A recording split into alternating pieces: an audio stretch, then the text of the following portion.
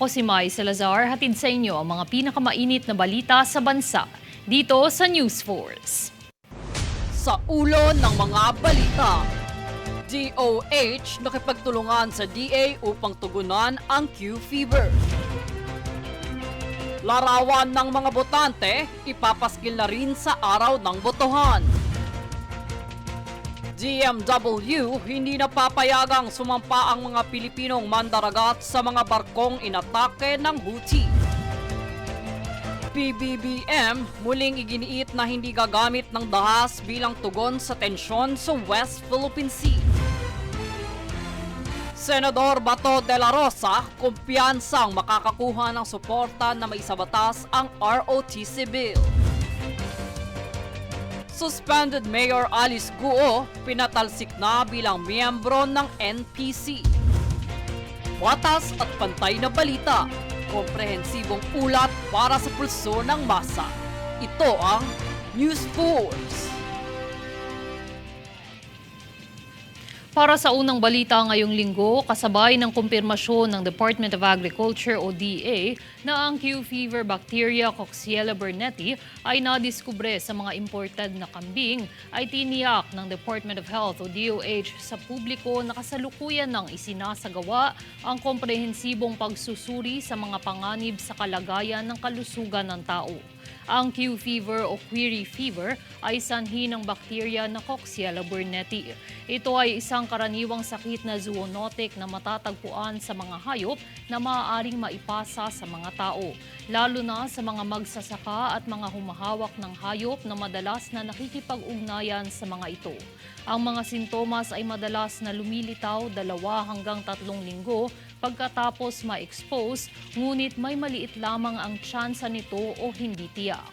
Samantala ay pinapayuhan naman ng DOH ang publiko na iwasan ang pakikipag-ugnayan o paglapit sa mga hayop na pinaghihinala ang may Q-Fever. Mangyaring kumonsulta sa pinakamalapit na ospital o klinika kung kinakailangan.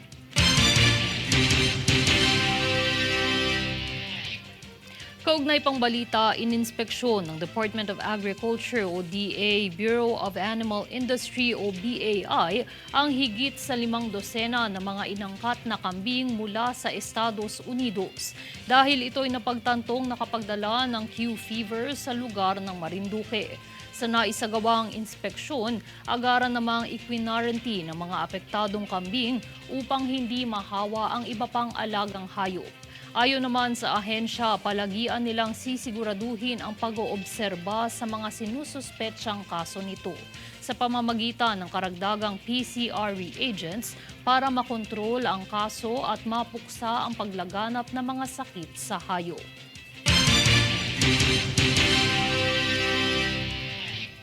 Isa na namang pag-atake ang naitala sa Red Sea kung saan 27 Pinoy na mandaragat ang nailigtas sa muling pagsalakay ng mga rebelde ng Houthi. Kinumpirma ito ni Department of Migrant Workers Secretary Hans Leo Kakdak kung saan lulan ang mga Pinoy ng MV Transworld Navigator kung saan patuloy itong nakapaglayag matapos ang 3 beses na pag-atake. Ika-4 na umano ito sa mga insidente ng pagsalakay ng mga rebelde ng Houthi.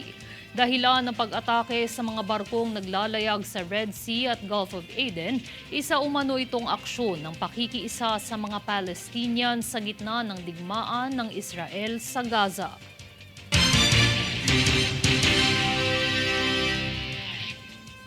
Balitang halalan, hindi na lang pangalan ang makikita sa listahan ng mga botante sa araw ng halalan, kundi pati na rin ang kanilang mga litrato. Ito ay alinsunod sa plano ng Commission on Elections o COMELEC upang mas tulungan ng mga botante na mabilis na matukoy kung saan sila nakatalagang bumoto. Sinisiguro naman ng COMELEC na isaalang-alang ang mga karapatan ng mga botante para sa proteksyon ng kanilang personal na impormasyon.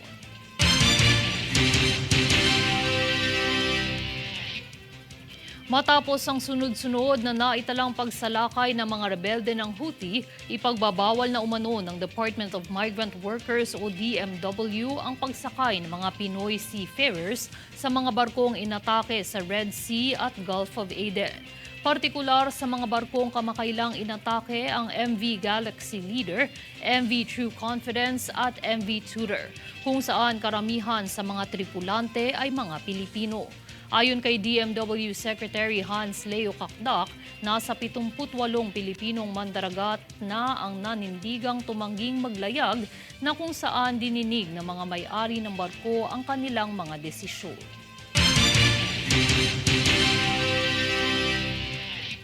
Babala sa mga nagnanais magtrabaho abroad, nagpaalala ang Bureau of Immigration ukol sa mga iligal na trabaho sa Lebanon. Dahil isa na naman pong kababayang Pilipina ang muntikang mabiktima ng modus na ito. Para sa buong ulat, tunghayan nito mula kay Jade Buhoy. Nagbabala ang Bureau of Immigration o BI sa mga nagnanais magtrabaho abroad ukol sa mga modus na naglipa na ngayon. Kamakailan lang sa Ninoy Aquino International Airport o NAIA, sinaklolohan ng BI ang isang Pilipinang muntikan ng lumipad patungong Lebanon dahil sa pekeng trabahong ipinangako sa kanya rito. Ayon sa BI Immigration Protection and Border Enforcement Section o IPROBS, ang biktima ay isang Pilipinang may edad 57 taong gulang na nagtangkang tumungo sa Thailand. Base naman sa panayam ng BI sa biktima, nauna niyang binanggit na patungo siya sa isang kamag-anak sa Thailand upang magbakasyon. Ngunit kalaunay inamin din na Lebanon ang kanyang pupuntahan. Doon isiniwalat ng biktima ang kanyang mga pekeng dokumento na mula sa kanyang recruiter na nakilala via Facebook Messenger. Sa investigasyon doon napag-alamang ninanais ng biktimang makabalik sa Lebanon dahil nakapagtrabaho na siya rito at tanging ang ilegal na paraan lamang ang kanyang nakapitan. Matapos nito, agad namang dinala sa Interagency Council Against Trafficking ang biktima para sa bukod pang investigasyon maging ang pagsasampa rin ng kaso laban sa kanyang recruiter. Muli nagpaalala si BI Commissioner Norman Tansinko na huwag tumanggap ng mga pekeng job offer sa Lebanon dahil ito'y banta sa kanilang kaligtasan maging sa kanilang mga kapakanan. Jade Buhoy, nag-uulat para sa One Media Network. Sa ibang dako, inalis na ng gobyerno ng Kuwait ang pagbabawal sa mga overseas Filipino workers o OFWs na mag-issue ng entry visa at worker visa sa naturang bansa. Tumagal ng 1 taon ng naturang pagbabawal kung saan ipinagpasalamat ito ni Kabayan Party List Representative Ron Salo kay First Deputy Prime Minister of Kuwait at kasalukuyang Minister of Defense and Interior Fahad Yusuf Saud Al-Sabah sa muling pagbubukas ng oportunidad para sa mga Pilipino na makapagtrabaho sa Kuwait. Sa tala, nasa 50% ng kabuuang domestic labor force sa Kuwait ay binubuo ng mga Pilipino.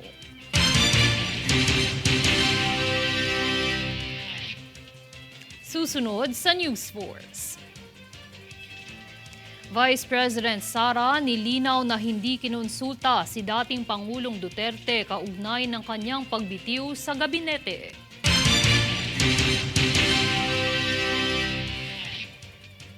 Senator Bato de la Rosa ikinagalak ang muling pagtakbo ni dating Pangulong Duterte kasama ang 2 anak bilang senador.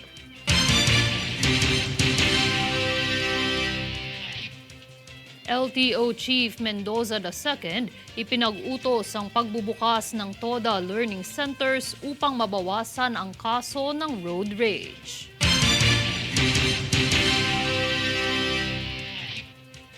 Manatiling nakatutok para sa higit pang mga balita sa pagbabalik ng News Force.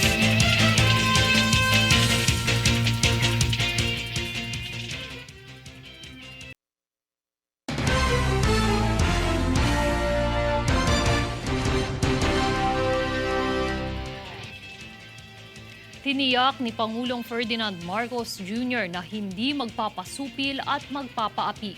Ito ay matapos ang insidente ng pangharas ng China sa mga sundalong Pinoy noong nakaraang linggo. Para sa detalye, narito si Francis Riodique. Muling iginit ni Pangulong Ferdinand Marcos Jr. na hindi hahantong sa paggamit ng karahasan ang pamahalaan bilang pagtugon sa tensyon sa West Philippine Sea. Pahayag ito ng Pangulo sa kanyang pagbisita sa Western Command Headquarters sa Camp General Artemio Ricarte sa Palawan. Ang pahayag na ito ay matapos ang isa na namang insidente ng pangaharas ng China noong nakaraang linggo. Hinarang, binutas ang inflatable boat, ninakaw ang mga matataas na kalibre ng armas at isang sundalo ang naputulan ng daliri dahil sa insidenteng ito. Ayon kay Pangulong Marcos, hindi magpapaapi at hindi magpapasupil ang Pilipinas. Hindi umano dapat ituring na pagpaparaya ang mapayapang tugon ng pamahalaan. Aniya, hindi ibig sabihin na hindi agresibo ang tugon ng mga sundalo ay katanggap-tanggap na ang mga aksyon ng China. Samantala, pinarangalan ni Pangulong Marcos ng Order of Lapu-Lapu Rank of Kampilan si Jeffrey Pacundo na naputulan ng daliri sa nakaraang RORE mission. Habang Order of Lapu-Lapu Rank of Kamagi naman ang iginawad sa natitirang 79 na sundalo na kasama sa nasabing misyon. Francis Riudique, nag-uulat para sa One Media Network.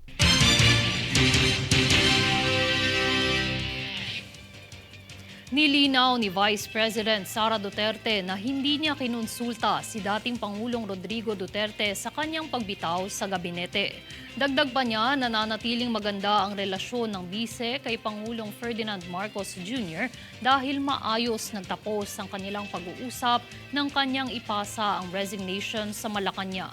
Sa kabila ng kanyang pagbibitiw bilang kalihim ng DepEd at Vice Chairman ng NTF-ELCAC, tiniyak niyang nakatuon na lamang siya sa 10 proyekto ng Office of the Vice President.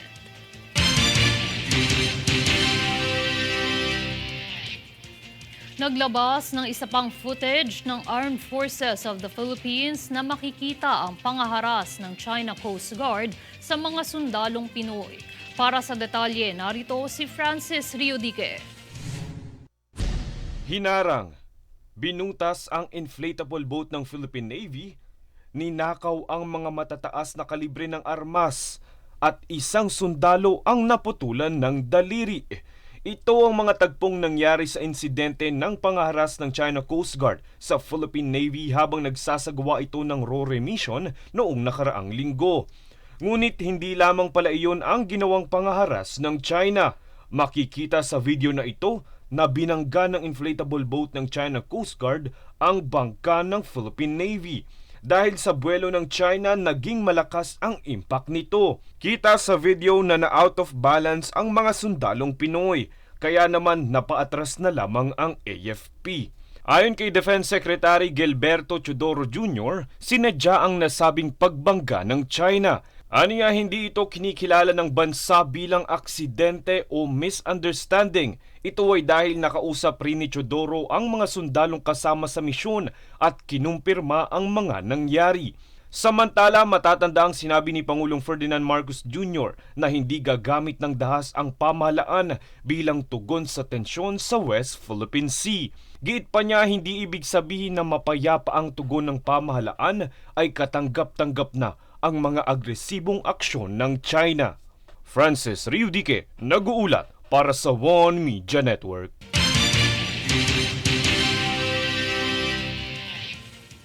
Nananatiling desidido si Senador Ronald Bato de la Rosa na maisabatas ang ROTC bill dahil naniniwala ang senador na mas pahuhusayin nito ang kakayahan ng isang Pilipino na maipagtanggol ang bansa sa anumang giyera na maaaring maganap. Yan ang balitang hatid ni Daniza Lopez. Sa patuloy na tensyon sa pagitan ng China at Pilipinas ukol sa West Philippine Sea ay nananatili ring desidido si Senador Ronald Bato de la Rosa sa pagsulong na maisabatas ang Reserve Officers Training Corps o ROTC Bill. Ito'y dahil naniniwala ang senador sa kasabihan na kinakailangan ang maging handa upang hindi mapunta sa giyera. Nais ni Bato na ihanda ang mga kababayan sa isang armed force na siyang mapag-aaralan sa programang ROTC dahil pahayag niya tatalakayin dito ang nasyonalismo, pagkamakabayan, defense preparedness, disaster preparedness at volunteerism. Kumpiyansa rin si Bato na papaboran ito ng kanyang mga kapwa mambabatas at makakakuha ng maraming boto para tuluyang maisabatas. Daniza Lopez nag-uulat para sa One Media Network. Sa ibang usapin, ikinagalak naman ni Senador Bato de la Rosa ang balitang tatakbo bilang senador sa susunod na halalan si dating Pangulong Rodrigo Duterte. Pati ang mga anak nitong sina Davao City Mayor Sebastian Duterte at Congressman Paulo Duterte. Ayon sa senador, malaki ang tsansa na maituloy ang sinimulang mga adhikain ng administrasyon ni dating Pangulong Duterte. Kinumpirma ni Vice President Sara Duterte ang pagtakbo ng tatlong Duterte nitong Martes, ika-25 ng Hunyo. Ipinahayag din ni Vice President Sara na maaari siyang tumakbong muli bilang mayor ng Davao.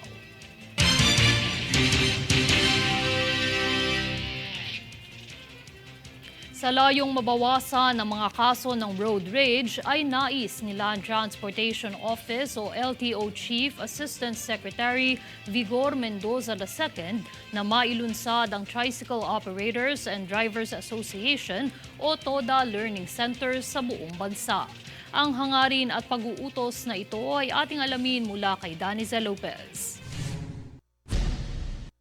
Mag-aalok na ang Land Transportation Office o LTO ng seminar at Tricycle Operators and Drivers Association o TODA Learning Centers alinsunod sa utos ni LTO Chief Assistant Secretary Vigor Mendoza II na maiwasan ang insidente ng road rage sa daan at matiyak ang kaligtasan ng bawat road user. Ito ay matapos ibahagi ni Mendoza ang pagdami ng mga viral video kung saan kadalasan na nakikita na sanhi ng road rage ay mula sa mga tricycle na pumapasada.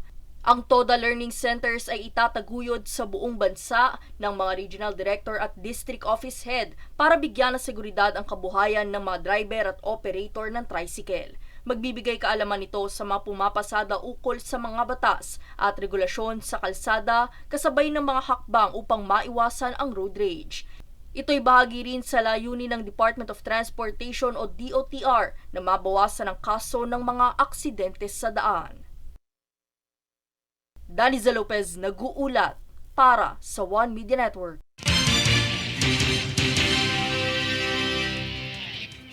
Tinanggal na bilang miyembro ng partidong NPC si suspended Bamban Tarlac Mayor Alice Guo dahil umano sa pagkakasangkot niya sa iligal na operasyon ng Pogo sa bansa.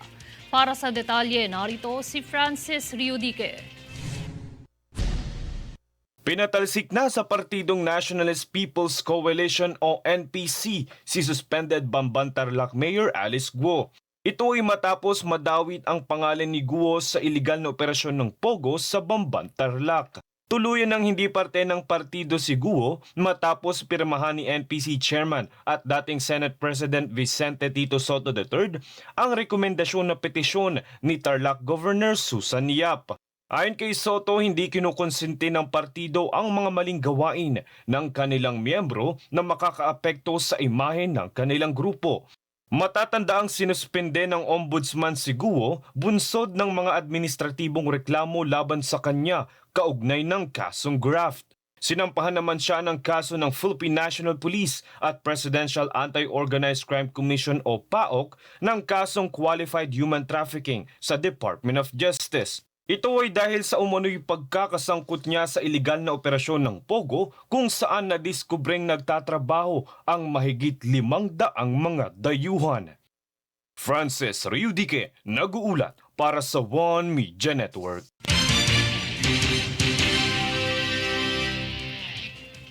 Bilang suporta sa komunidad ng LGBTQIA+ para sa pagdiriwang ng Pride Month ay naglagay ng isang rainbow crosswalk at overpass ang MMDA sa harap ng punong tanggapan nito sa lungsod ng Pasig. Tunghaya ng detalye sa ulat ni Princess Castro. Nitong Lunes ay pinasinayaan na ng Metropolitan Manila Development Authority o MMDA ang pagbubukas ng rainbow-painted crosswalk at footbridge sa harap ng punong tanggapan ng ahensya sa Barangay Ugong, Pasig City. Ang pedestrian lane at footbridge ay kinulayan ng bahaghari bilang pakikiisa at masiglang simbolo ng suporta ng ahensya sa rainbow community. Sa mensahe ni MMDA Acting Chairman Attorney Romando Don Artes, ang rainbow painted crosswalk at footbridge ay isang mahalagang hakbang tungo sa pagpapalakas ng self-esteem at kaligtasan ng LGBTQIA+ community, kabilang ang paghikayat sa kanila na ganap at hayagang lumahok sa publiko. Ayon pa kay Artes, sa MMDA walang diskriminasyon, kung saan lahat ay malugod na tinatanggap at binibigyan ng pantay na oportunidad sa trabaho, anuman ang iyong sexualidad. Binigyang diin din ni Artes ang kahalagahan ng pagtanggap ng lipunan sa mga miyembro ng makulay na komunidad. Ito anya ay magbubukas ng oportunidad upang tuluyan ng maalis ang stigma at labanan ang diskriminasyon at gender inequality o hindi pagkakapantay-pantay. Dagdag pa rito, lubos na makatutulong ayon kay Artes ang mga inisyatibong ito mula sa gobyerno alinsunod sa pagsusulong ng inclusivity. Princess Castro, nag-uulat para sa One Media Network.